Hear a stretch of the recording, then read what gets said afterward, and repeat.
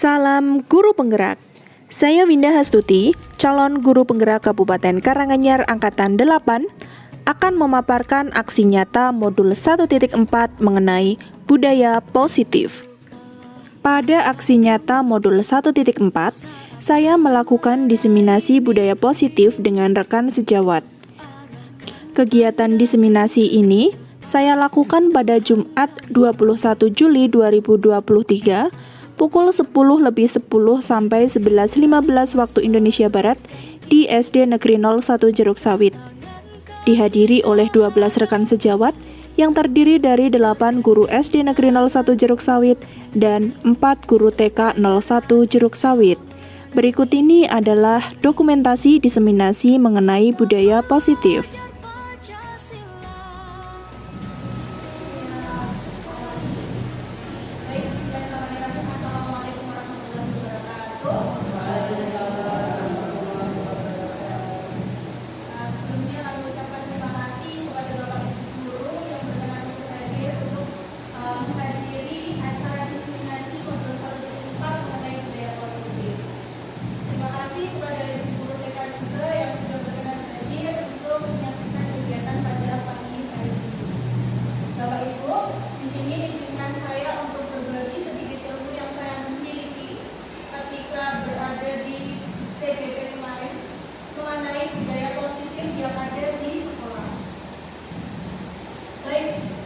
Di modul 4 sendiri atau modul 1.4 mengenai budaya positif ada 6 poin yang kita pelajari. Yang pertama itu adalah disiplin positif dan nilai kebajikan. Kemudian yang kedua adalah teori motivasi. Kemudian yang ketiga keyakinan kelas, kebutuhan dasar manusia, 5 posisi kontrol guru dan restitusi. Kita akan bahas satu persatu mengenai disiplin positif dan nilai-nilai kebajikan. Nah, namun sebelumnya di sini saya akan mengulas kembali yang menjadi tujuan pendidikan dari Bapak Ki Hajar Dewantoro, atau beliau adalah Bapak Pendidikan kita, bahwa tujuan pendidikan yang sebenarnya itu adalah menuntun kodrat anak agar mencapai keselamatan dan kebahagiaan yang setinggi-tingginya, baik sebagai manusia maupun sebagai anggota masyarakat. Dan di sini kodrat yang dimaksud itu adalah kodrat alam dan kodrat zaman. Kodrat alam itu berarti pendidikan kita harus mengintegrasikan kearifan lokal atau budaya yang ada di sekitar kita. Kemudian kodrat zaman itu artinya kita perlu mengintegrasikan teknologi ke dalam pembelajaran. Kemudian Ki Hajar Dewantoro sendiri juga menyampaikan atau menganalogikan bahwa guru itu sejatinya adalah seorang petani, murid itu adalah benih yang siap untuk disemai, kemudian sekolah itu adalah lahan atau sawahnya. Nah, di sini Bapak Ibu, kita sebagai petani, kita hanya bisa menanam benih tersebut, namun kita bisa mengupayakan, walaupun benihnya itu kurang berkualitas atau kurang baik seperti itu, namun dengan semangat dan kepedulian Pak Tani dalam menyemai benih tersebut, merawat benih tersebut hingga menjadi tanaman yang berkualitas, walaupun tadi bijinya kurang berkualitas seperti itu. Nah, yang dilakukan Pak Tani itu apa? Menyiangi, kemudian membasmi ulat-ulat atau jamur-jamur, kemudian menyiram setiap waktu dan lain sebagainya. Nah, itu yang dianalogikan oleh Ki Hajar Dewantoro mengenai guru, murid, dan sekolah. Dan di sini pendidikan juga berkembang kepada anak. Maksudnya apa? Anak itu adalah subjek belajar. Anak itu adalah manusia, di mana yang kita ajar setiap hari itu adalah manusia. Kita menginginkan generasi emas, generasi hebat, maka kita harus memulai dari diri kita terlebih dahulu. Bahwa pendidikan itu berfokus kepada anak, berpusat kepada murid dalam pembelajaran. Dan di sini perlu juga untuk mengoptimalkan potensi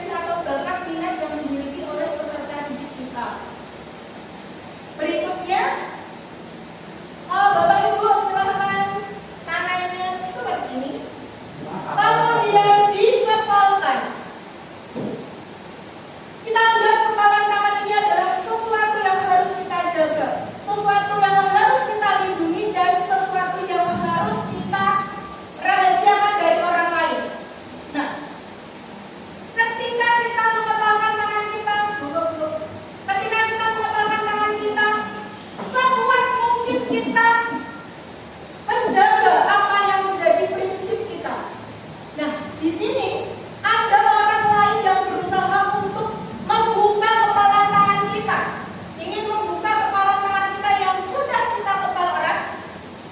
Apakah kita akan bersedia membuka kepala tangan tersebut? Padahal sesuatu sangat kita lindungi. Apakah kita bisa membuka kepala tangan tersebut? Jawabannya ada dua kemungkinan. Yang pertama, kita akan membuka, atau kita akan terus menutup karena kita melindungi prinsip kita. Kalau dilarang, apa aja? Bisa digelitikin supaya dibuka, bisa dikasih uang supaya terbuka. Nah, sebenarnya yang berhak atau dapat menentukan kepala tangan kita itu siapa, Bapak Ibu? Ya, betul, diri kita sendiri. Ini namanya posisi atau teori pilihan atau teori kontrol dari Dr. William Glasser. Baik, berikutnya kita akan memulai mengenai makna dari disiplin. Apa itu makna dari disiplin? Jika orang terdahulu kita menganggap bahwa disiplin itu adalah sesuatu yang harus dilakukan seseorang pada orang lain untuk mendapatkan kepatuhan. Makna disiplin di sini masih ya jadul seperti itu gitu. Karena makna disiplin di sini karena supaya mendapatkan kepatuhan, orang-orang menghindari hukuman, dan akhirnya apa? Ada rasa ketidaknyamanan. Di sini ada rasa ketidaknyamanan. Nah, lalu sebenarnya disiplin itu bagaimana? Disiplin itu apa sebenarnya? Nah, sama artinya ketika tadi Ki Hajar Dewantara bahwa menyatakan bahwa pendidikan itu agar manusianya, agar peserta didik kita itu menuju manusia yang selamat dan bahagia, maka diperlukan disiplin yang kuat dalam dirinya. Supaya apa? Supaya selamat, supaya bahagia, dapat mencapai kodratnya. Nah, kemudian berikutnya kita nanti dulu Bapak Ibu bahwa nilai-nilai kebajikan itu berdasarkan pada proses belajar Pancasila. Kalau tadi tujuan pendidikan dari Ki Hajar Dewantara agar menjadi manusia yang merdeka, menjadi manusia yang selamat, menjadi manusia yang bahagia, itu teori dari Merdeka Belajar. Selain itu Merdeka Belajar juga berdasarkan pada profil pelajar Pancasila. Ada 6 dimensi. Dimensi pertama adalah bertakwa, beriman dan bertakwa kepada Tuhan Yang Maha Esa dan berlaku mulia. Yang kedua adalah berkebinekaan global, gotong royong, kreatif, bernalar kritis, dan mandiri. Ada lagunya Bapak Ibu di sini. Pelajar Pancasila beriman dan bertakwa pada Tuhan Yang Esa dan berakhlak mulia, berkebinekaan global, gotong royong mandiri, kreatif dan bernalar kritis. Bapak Ibu ya, bergerak, bergerak, sambil bergerak Bapak Ibu. Yang tangannya, yang tangannya. Tangannya boleh. Oke, mari kita menyanyikan lagu profil pelajar Pancasila. Baik, pelajar Pancasila beriman dan bertakwa pada Tuhan Yang Esa dan berakhlak mulia, berkebinekaan global, gotong royong mandiri, kreatif dan bernalar kritis. Ini nanti juga bisa Bapak Ibu ajarkan ketika di kelas karena profil pelajar Pancasila tentunya sangat menjadi pedoman bagi peserta didik kita dalam kesehariannya atau mengimplementasikan budaya positif yang ada di sekolah. Baik, kita kembali ke disiplin, teori disiplin tadi Bapak Ibu, teori kontrol atau teori pilihan dari Dr. William Glasser. Sebenarnya yang kita pikirkan seperti itu ya, guru dapat mengontrol murid, guru dapat mengontrol murid. Sebenarnya itu hanyalah ilusi Bapak Ibu. Kemudian kritik dan membuat orang merasa bersalah dapat menguatkan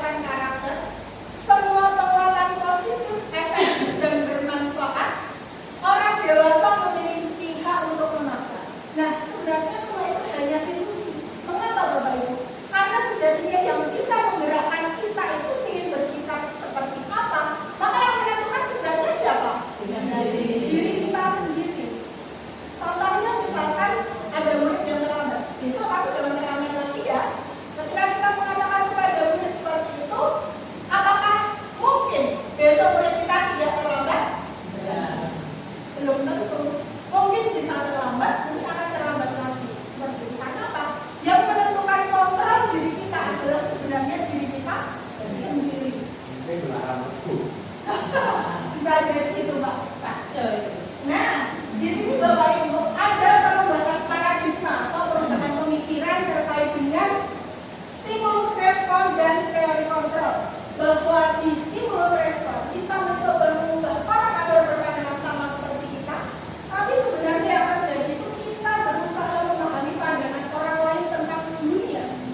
Kemudian jika kita berpikir bahwa perilaku buruk dilihat sebagai suatu kesalahan, namun sebenarnya adalah semua perilaku itu memiliki tujuan.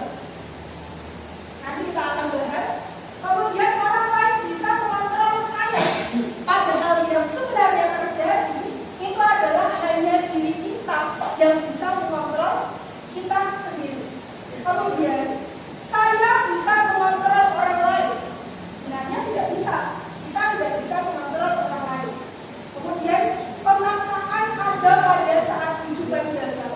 Yang terjadi sebenarnya adalah kolaborasi dan konsensus menciptakan pilihan-pilihan baru. Yang terakhir, model berpikir menang dan kalah jika dalam stimulus respon.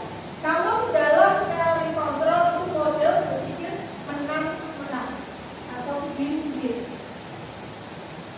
Baik, berikutnya adalah didukung oleh penghargaan. Bapak Ibu, dalam pembelajaran calon guru penggerak saya mendapatkan pemikiran baru bahwa ternyata penghargaan itu sama posisinya dengan hukuman. Didukung oleh penghargaan. Penghargaan sama posisinya dengan hukuman. Mengapa seperti itu? Yang pertama ada pengaruh jangka pendek dan jangka panjangnya. Jangka pendeknya mungkin siswanya menjadi sangat senang ketika diberi penghargaan. Namun jangka panjangnya motivasinya mungkin akan naik turun. Motivasi untuk mendapatkan penghargaan itu tidak akan stabil. Bisa jadi, oh aku seperti ini, maka mungkin besok aku bisa mendapatkan penghargaan lagi seperti itu. Kemudian penghargaan itu menghukum. Mengapa? Penghargaan juga mengurangi ketepatan, penghargaan tidak efektif dan penghargaan sebenarnya merusak hubungan. Namun ada kalanya mungkin ketika kita berada di kelas seperti itu ya, kemudian kita memberikan penghargaan kepada semua siswa. Contoh, ada siswa paling kreatif, paling inovatif, paling apalagi.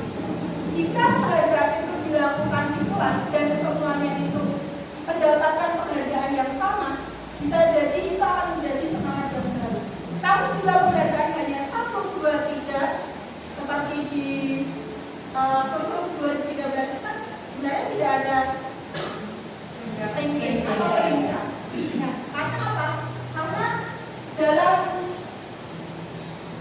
pelaksanaannya penghargaan itu memang tidak efektif. Tidak efektifnya dari mana? Karena memang merusak hubungan contohnya. Ketika ada siswa yang mendapatkan peringkat 1, mungkin siswanya sangat senang. Namun bisa jadi teman yang terkalahkan oleh dirinya akan menjadi minder, kurang percaya diri, kemudian dapat nilai pun kadang-kadang juga lebih baik kalau dia yang dapat juara 1. Nah, seperti itu. Kemudian di sini ada perbedaan antara hukuman dan konsekuensi. Hukuman itu adalah sesuatu yang harus terjadi dan biasa terjadi, kemudian menyakiti, bersifat menyakiti baik secara fisik maupun secara psikis. Nah, kemudian di sini dalam hukuman pasti anak itu sangat membenci hukuman. Kenapa? Karena dalam hukuman itu ada rasa, mungkin rasa bersalah pada anak, ya. Tetapi untuk melaksanakan suatu hukuman, anak itu akan menjadi takut, akan berdampak pada psikologisnya seperti itu. Kemudian konsep diri yang buruk, anak belajar untuk menyembunyikan kesalahan, ada rasa marah, rasa bersalah, dipermalukan dan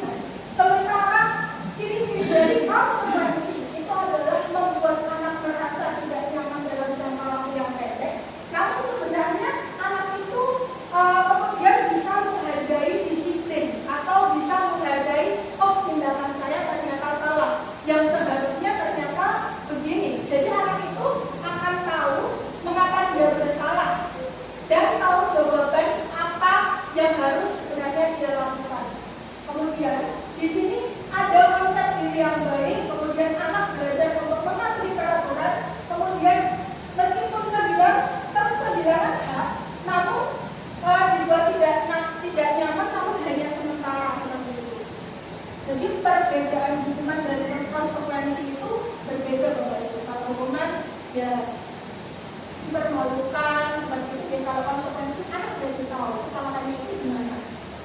Sekarang Bapak Ibu, saya ingin mengajak Bapak Ibu untuk menjawab pertanyaan tersebut. Yang pertama adalah mencatat 100 kali di dalam buku kalimat saya tidak akan terlambat lagi. Berarti jika seperti ini, maka jawaban yang tepat adalah hukuman atau konsekuensi hukuman. Karena bersifat fisik menulis 100 kali. Kemudian lari mengelilingi lapangan basket 2 kali karena terlambat hadir ke sekolah, hukuman. Murid diminta untuk push up 15 kali karena tidak menggunakan masker ke sekolah, hukuman. Menggantikan kertas tugas teman yang telah dicoret-coret,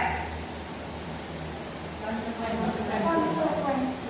Karena dia tahu apa yang kemudian dia harus lakukan. Kemudian membersihkan tumpahan air di meja tulis karena tersenggol pada soal belajar, konsekuensi. Ada hal lain yang harus dilakukan. Kemudian murid disuruh mengenakan sepatu seragam di sekolah karena tidak mengenakan sepatu hitam, hukuman.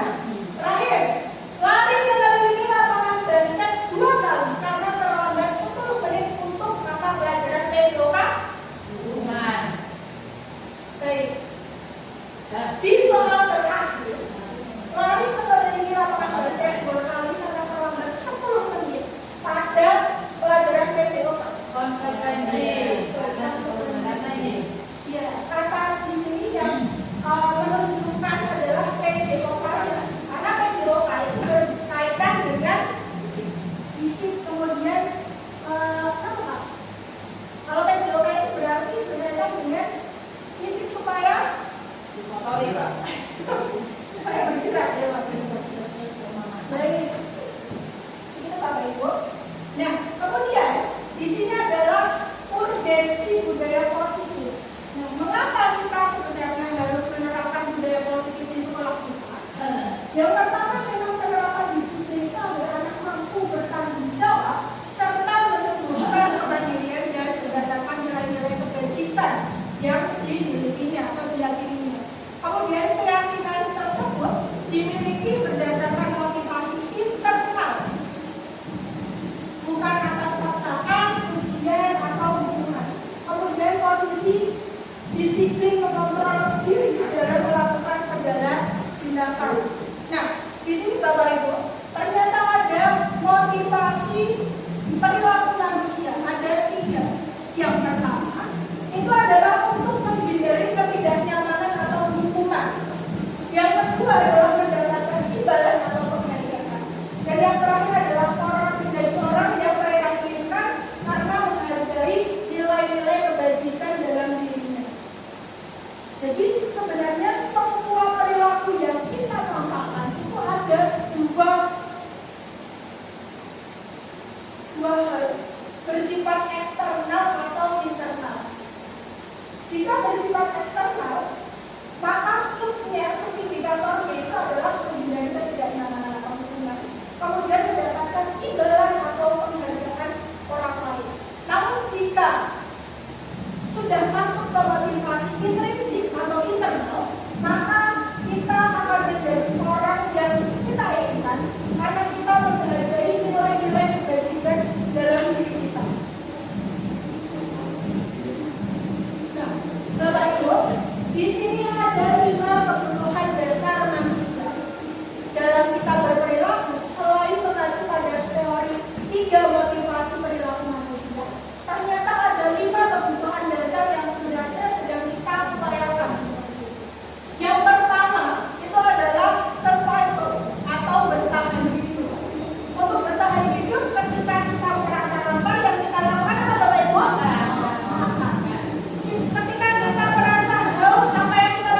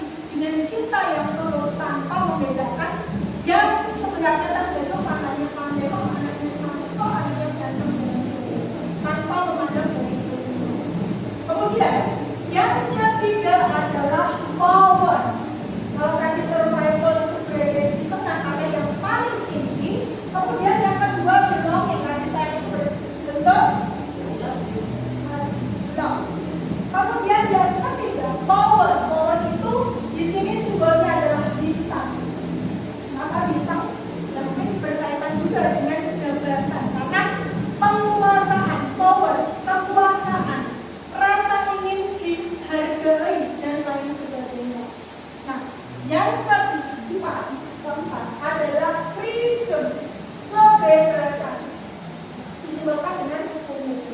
Bahwa kuku-kuku senang terbang ke sana kemari, mencok ke satu bunga, mencok ke bunga yang lain, dan lain sebagainya.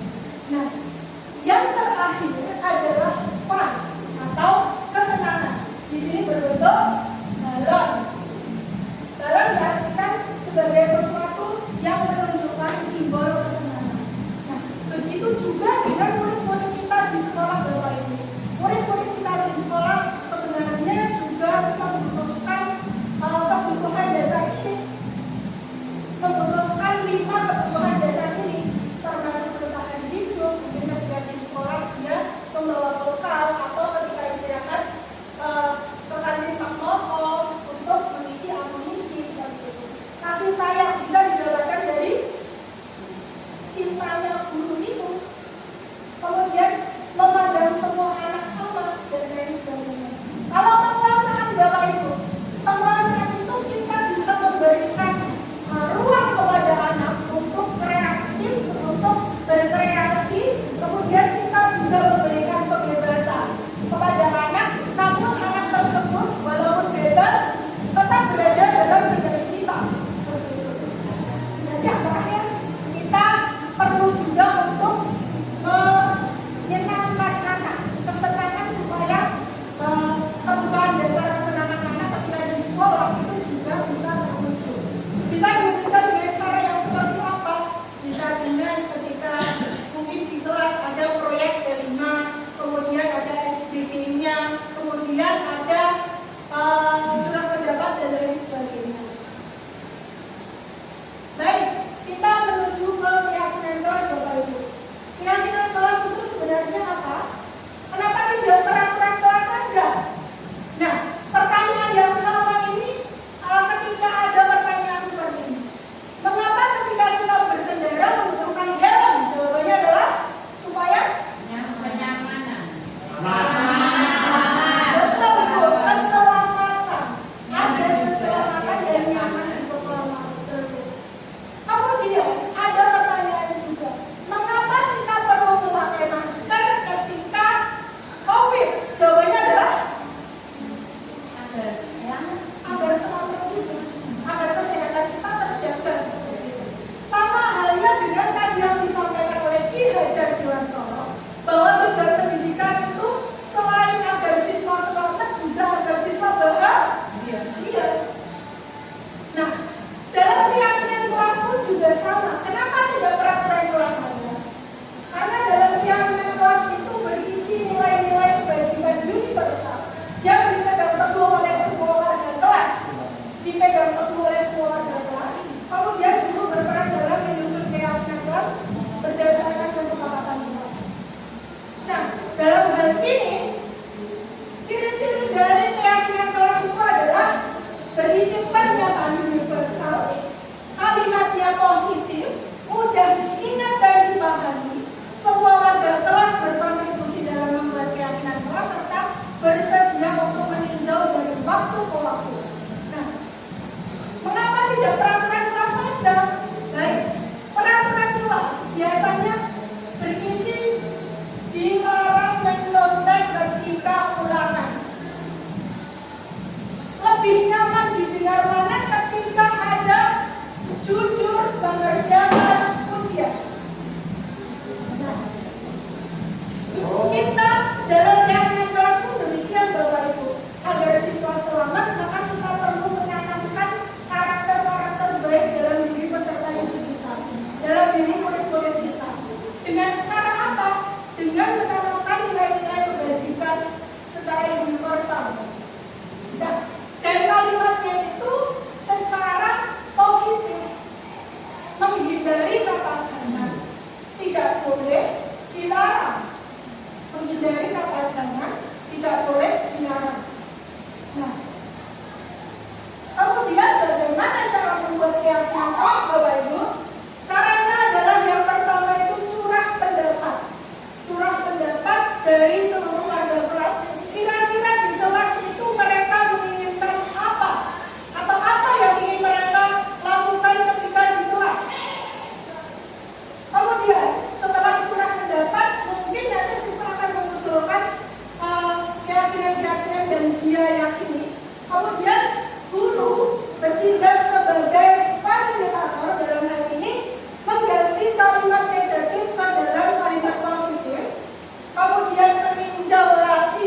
keyakinan kelas yang sudah disepakati, misalkan tadi terdapat 10, maka ditinjau apakah ada keyakinan kelas yang mirip atau sama, maka cukup diambil satu saja. Prinsipnya dalam hal ini adalah untuk keyakinan kelas sendiri mudah diingat oleh peserta didik kita. Kemudian kita akan membuat kesepakatan dari hasil curah pendapat tadi, membuat kesepakatan apakah semuanya setuju. Jika iya, maka lanjut untuk ditandatangani seluruh warga kelas. Berikutnya setelah semuanya selesai, maka keyakinan kelas itu ditempel pada ruang yang strategis atau ditempel pada dinding kelas supaya anak itu mudah untuk melihat, membaca, hingga akhirnya bisa meyakini di dalam diri mereka. Nilai-nilai kebajikan tersebut bisa terinternalisasi dalam diri mereka. Karena untuk menciptakan budaya positif, kita harus mulai dalam pribadi kita menularkan kepada anak-anak kita, hingga akhirnya dalam komunitas kelas itu ketika berada di luar kelas akan menjadi budaya positif di sekolah. Baik, berikutnya adalah 5 posisi kontrol guru. Nah, Bapak Ibu, dalam teori pilihan atau teori kontrol, itu ada 5 posisi kontrol guru yang bisa dilakukan. Yang pertama adalah guru bersifat pendukung. Yang kedua adalah guru pembuat rasa bersalah. Kemudian yang ketiga, guru sebagai pemain.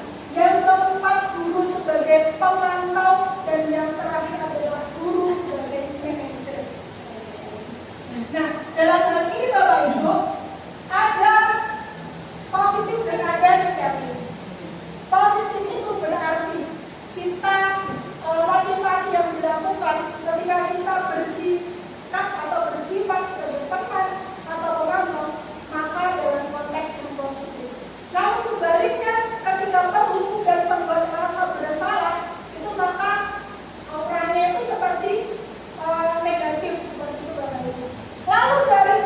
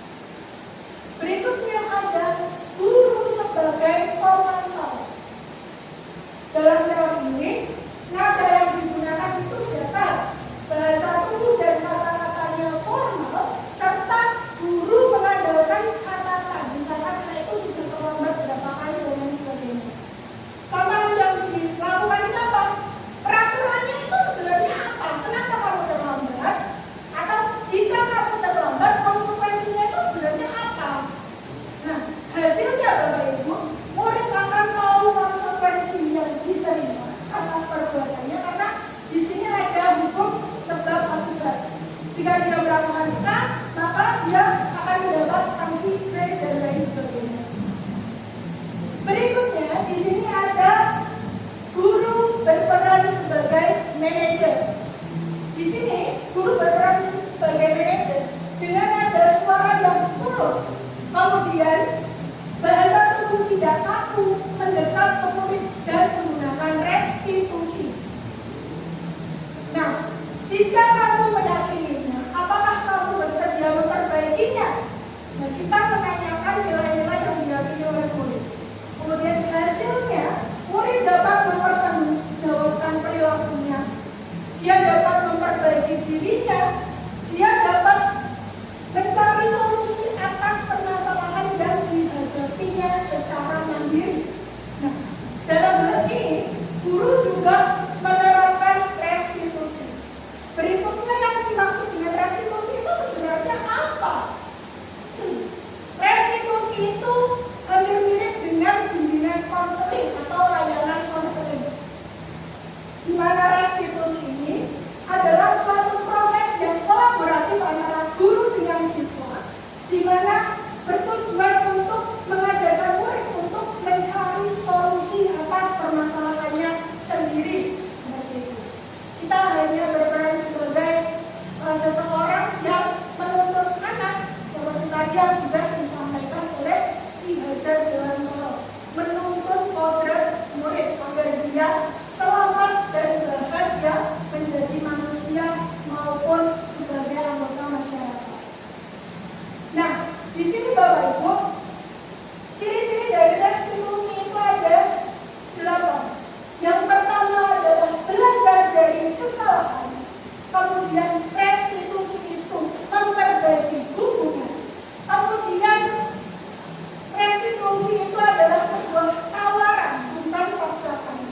Kemudian restitusi itu menuntut melihat ke dalam diri murid agar dia dapat memperbaiki dirinya. Kemudian mencari kebutuhan dasar yang belum dipenuhi itu sebenarnya apa. Kemudian fokus pada karakter yang akan dituju. Berikutnya adalah fokus pada solusi. Dan yang terakhir adalah restitusi itu bersifat menguatkan. Sampai di sini mungkin ada pertanyaan Bapak Ibu? Jika tidak, kita akan lanjutkan. Nah, mengenai segitiga restitusi. Segitiga restitusi itu adalah suatu proses restitusi yang terdiri dari 3 hal. Yang pertama, kita perlu menstabilkan identitas anak. Yang kedua, validasi tindakan yang salah. Dan yang ketiga, menanyakan keyakinan. Nah, dalam proses menstabilkan identitas, maka kita perlu pendekatan secara personal atau pribadi kepada anak. Agar apa? Agar anak tersebut merasa nyaman terlebih dahulu sebelum kita melakukan restitusi atau sebelum kita melakukan konseling. Nah, dalam menstabilkan identitas ini Bapak Ibu, ada upaya yang harus dicapai, yaitu adalah mengubah identitas gagal karena melakukan kesalahan menjadi orang yang sukses. Maka ketika kita mendekati secara personal, kita ajak duduk dulu anak tersebut, kita tanya, apakah kamu tahu mengapa ibu memanggil kamu ke sini? Contohnya seperti itu. Kira-kira ketika apakah kamu tahu mengapa ibu memanggil kamu ke sini? Nah, dalam diri anak itu pasti sudah ada rasa apa ini? Nah, betul, ada rasa dekat. Karena apa? Karena anak yang kita panggil tentulah anak-anak yang luar biasa, anak-anak yang ya, dan anak-anak yang mungkin akan menerima sanksi atau konsekuensi. Nah, yang kedua Bapak Ibu adalah validasi tindakan yang salah. Setelah kita menstabilkan identitasnya, setelah kita panggil, kita dekati, kita ajak ngobrol dengan pengantar yang singkat namun mengenal hati anak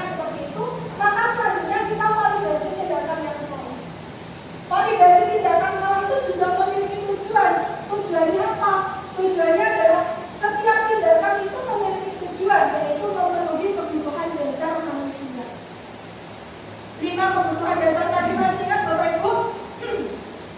Yang pertama adalah bertahan hidup, survival. Kemudian yang kedua itu kasih sayang. Yang ketiga bintang berarti penguasaan. Yang keempat adalah kupu-kupu berarti kebebasan. Dan yang terakhir adalah balon berarti kesayangan. Ketika anak didik kita mungkin menyimpan dari nilai-nilai yang sudah diyakini, tentulah sebenarnya anak tersebut itu sebenarnya ingin ada hal yang ingin dikejar atau ada kebutuhan dasar yang sebenarnya ingin dia miliki. Contohnya, ada anak yang prestasinya menurun karena punya gadget. Nah, kemudian misalkan saya bertanya, "Nah, ayo, apakah kamu tahu mengapa Bunda melakukan di sini?" Tidak, Bu. Baik, ketika ulangan kemarin nilai kamu banyak yang turun, kira-kira apa sebabnya? Mungkin dia akan bercerita, "Oh, karena di rumah saya tidak belajar, Bu. Oh, kalau di rumah saya sering main HP, Bu. Oh, kalau di rumah gadget itu tidak bisa lepas dari tanganku dan lain sebagainya." Nah, berarti yang ingin dimiliki oleh anak itu apa, Bapak Ibu? Kesenangan. Juga kebebasan bisa juga. Nah, jadi setiap perilaku peserta didik kita pasti memiliki tujuan, pasti memiliki dasar 5 kebutuhan dasar yang ingin dia penuhi atau dia belum dapatkan. Seperti itu.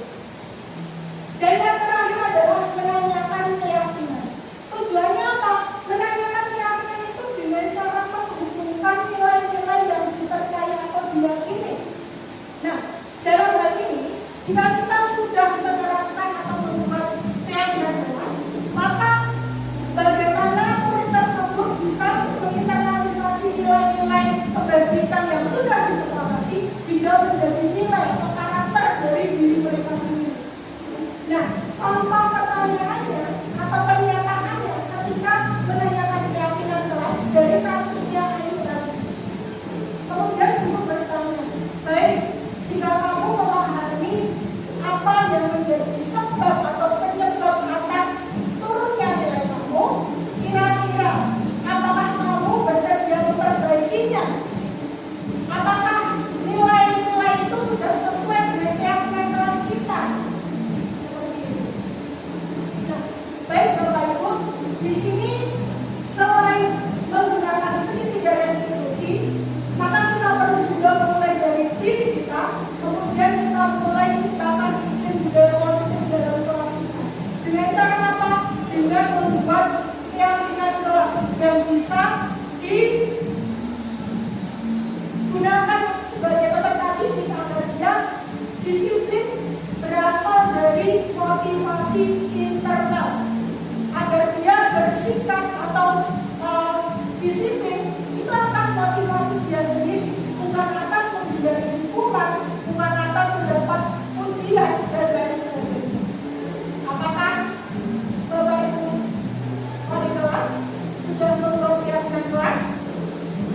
Jika belum, nanti kita bersama-sama untuk membuat keyakinan kelas. Kita bersama-sama membuat keyakinan kelas supaya kelas kita itu menjadi kondusif dan bisa menginternalisasi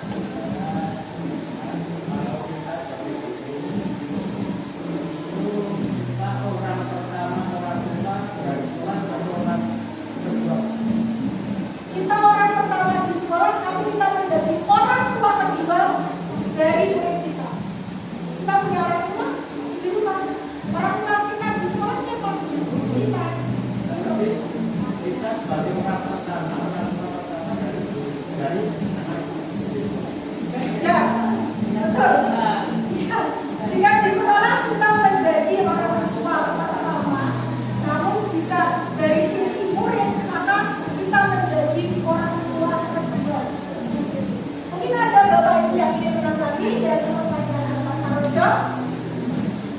Jelas. Baik, terima kasih Bapak. Nah, Bapak Ibu, kita di sini perlu mengkolaborasikan bahwa sebenarnya untuk menciptakan budaya positif, kita mulai dari pribadi-pribadi yang ada dalam kelas kita. Kita mulai dari diri kita keluarkan kepada murid-murid kita, kemudian ada kolaborasi antara murid, guru, murid, dan orang tua ketika di rumah. Kita juga perlu menyampaikan bahwa di sekolah itu ada nilai-nilai seperti ini yang kita yakini. Maka dalam prosesnya supaya motivasi anak itu menjadi maksimal, ini adalah agar keyakinan itu tetap mendarat daging dalam diri mereka, maka perlu juga berkoordinasi dengan orang tua. Kita walaupun sebagai orang tua kedua, tapi kita memiliki tanggung jawab yang mulia. Kita sebagai guru, kita mengajar murid, murid adalah manusia yang nantinya akan kita ciptakan atau kita arahkan menjadi generasi yang berkarakter, yang cerdas, tangguh, dan lain sebagainya. Jadi harapan kita untuk murid sebenarnya kita letakkan dalam proses belajar setiap harinya. Kita ingin menjadikan murid itu seperti apa? Kita ingin menjadikan murid seperti apa? Murid itu berada dalam kendali tangan kita. Murid itu menjadi seseorang yang harus kita utamakan atau pendidikan yang berpihak kepada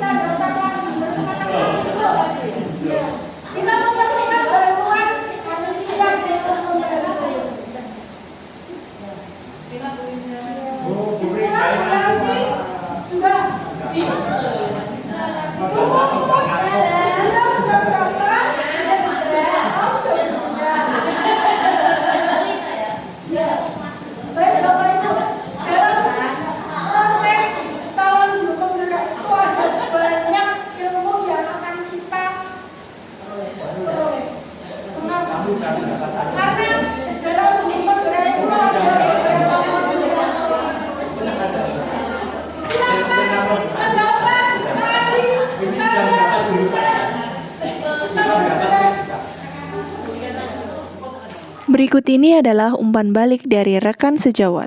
Assalamualaikum warahmatullahi wabarakatuh. Perkenalkan, saya Partina dari SDN 01 Jeruk Sawit. Dari paparan diseminasi yang dilakukan oleh Ibu Winda, saya memahami budaya positif yang ada di sekolah, khususnya dalam pembuatan keyakinan kelas. Keyakinan kelas bertujuan untuk menanamkan nilai-nilai kebajikan dalam diri peserta didik agar mencapai keselamatan. Sekian, terima kasih. Kenalkan, nama saya Lina Hartati dari SDN 01 Jeruk Sawit. Dari diseminasi yang dilakukan oleh Bu Winda, saya semakin paham bahwa posisi kontrol guru paling ideal adalah sebagai manajer, karena murid dapat mempertanggungjawabkan perilakunya dan dapat memperbaiki kesalahannya secara mandiri. Terima kasih. Assalamualaikum warahmatullahi wabarakatuh. Perkenalkan, nama saya Bu Munangin dari TK 01 Jeruk Sawit, Kecamatan Gunung Rejo. Setelah kemarin saya mengikuti diseminasi dari Ibu Winda, alhamdulillah memahami apa yang disampaikan oleh Bu Winda. Dan alhamdulillah lagi setelah menerima materi dari Bu Winda, materi yang disampaikan Bu Winda kemarin keluar dalam UKOM, dan alhamdulillah saya bisa mengerjakan dengan maksimal mungkin. Terima kasih, begitu dari kami. Wassalamualaikum warahmatullahi wabarakatuh. Aksi nyata kedua pada modul 1.4 budaya positif, yaitu membuat keyakinan kelas bersama murid kelas 5. Dalam membuat keyakinan kelas, saya melakukan curah pendapat kepada seluruh warga kelas, kemudian mengganti kalimat negatif ke kalimat positif, meninjau ulang keyakinan kelas, menyepakati dan menandatangani serta menempel keyakinan kelas pada dinding kelas. Berikut ini adalah beberapa dokumentasi dalam membuat keyakinan kelas 5. Baik, selamat pagi teman-teman kelas 5. Oke, kita tepuk semangat dulu. Tepuk semangat.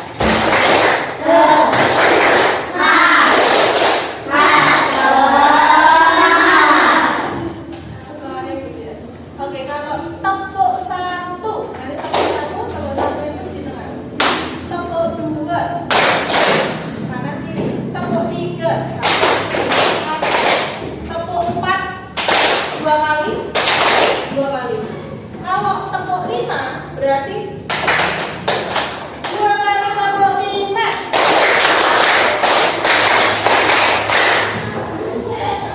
Oke, nanti kita lanjutkan.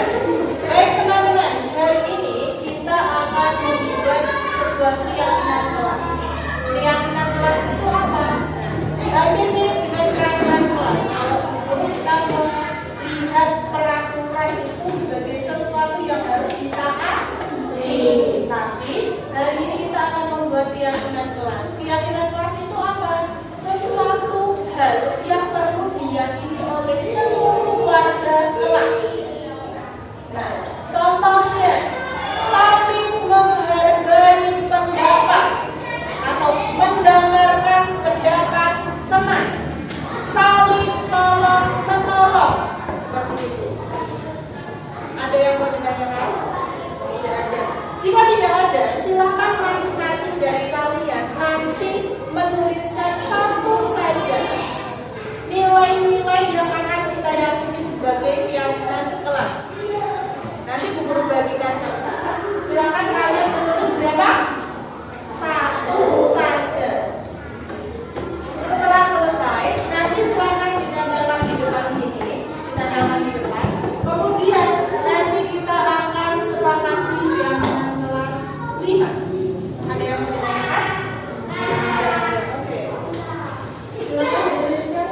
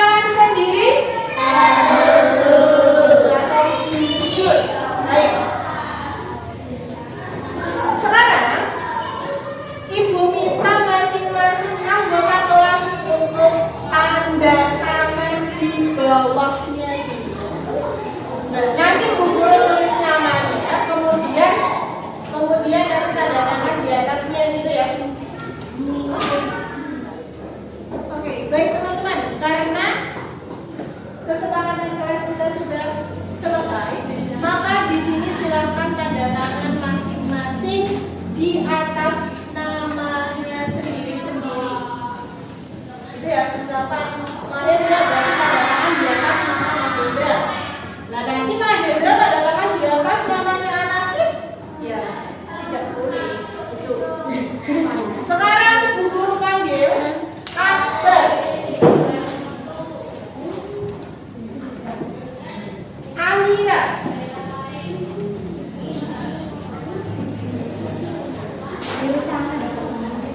Anasib,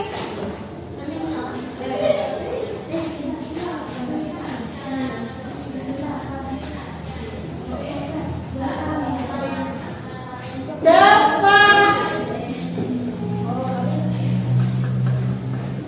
Tanda tangannya yang besar toh, kalau kecil banget kayak Akbar. Ya. Dava.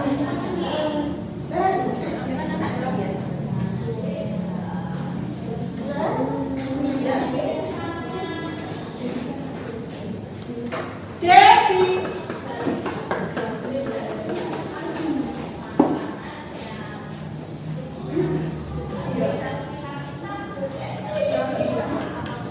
Dila.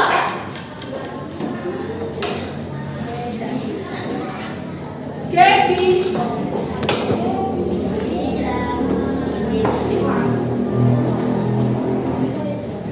Gila.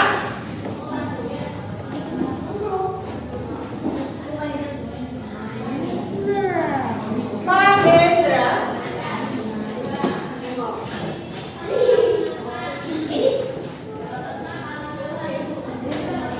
Melody.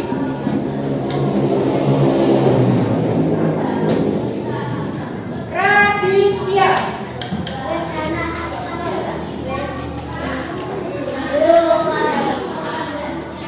Kemudian Reisha.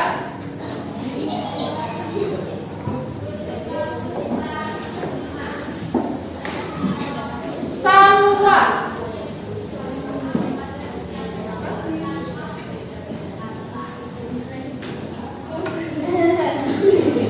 Valentino.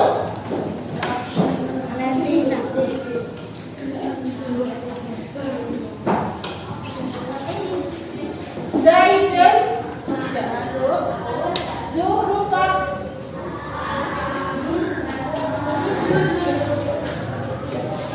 Raditya Anaka. Widi.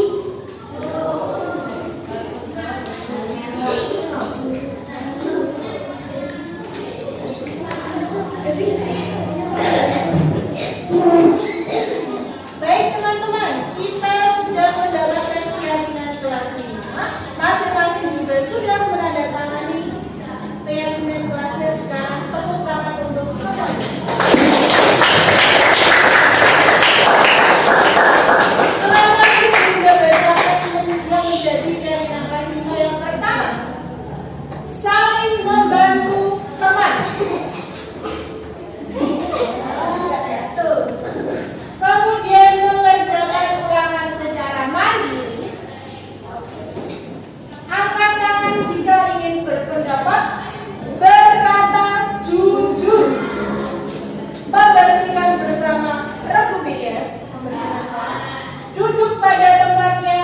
Bertanggung jawab dengan pekerjaan, tugas atau PR. Menghargai teman dan guru. Disiplin waktu. Menyiram tanaman, menghargai pendapat teman, menaati peraturan sekolah, membuang sampah pada tempatnya, dan menjaga fasilitas sekolah. Oke, tepuk tangan untuk kelas.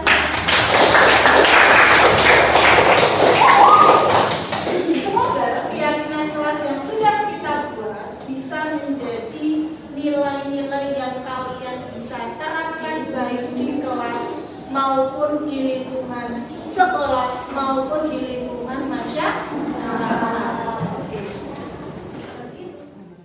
Keyakinan kelas yang sudah disepakati, maka ditempel di dinding kelas. Tujuannya agar murid dapat melihat setiap hari, sehingga nilai-nilai yang sudah disepakati tersebut dapat terinternalisasi dalam diri murid. Berikut ini adalah umpan balik dari murid kelas 5 setelah membuat keyakinan kelas bersama-sama. Perkenalkan, nama saya Mihardi Wahid Prasetyo. Saya dari kelas 5. Saya merasa senang membuat keyakinan kelas. Saya Risa Falika Putri dari kelas 5. Saya membuat keyakinan kelas karena bisa membuat lebih bertanggung jawab.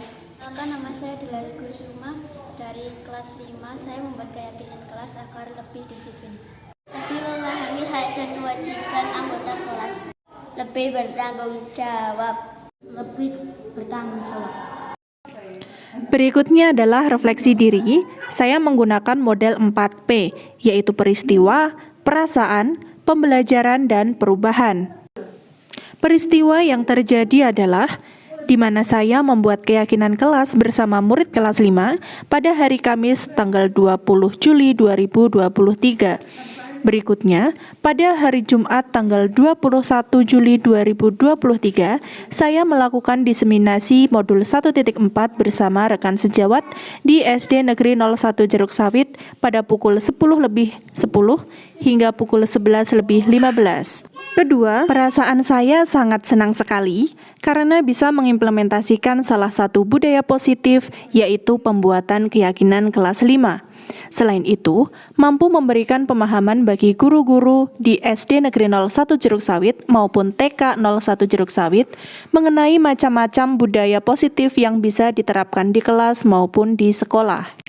Pembelajaran yang dapat saya ambil dari membuat keyakinan kelas diantaranya adalah dapat mengajak peserta didik untuk meyakini nilai-nilai kebajikan dalam diri mereka, kemudian dapat berkolaborasi dengan Bapak Ibu guru dalam menerapkan budaya positif baik di lingkungan kelas maupun di lingkungan sekolah. Perubahan yang saya rasakan setelah mempelajari modul 1.4 budaya positif yaitu saya menjadi lebih paham bagaimana seseorang membuat pilihan, motivasi yang mendasari mereka berperilaku, teori kontrol guru, kemudian restitusi. Demikian, terima kasih Ibu Bapak Guru hebat. Salam guru penggerak, tergerak, bergerak, menggerakkan.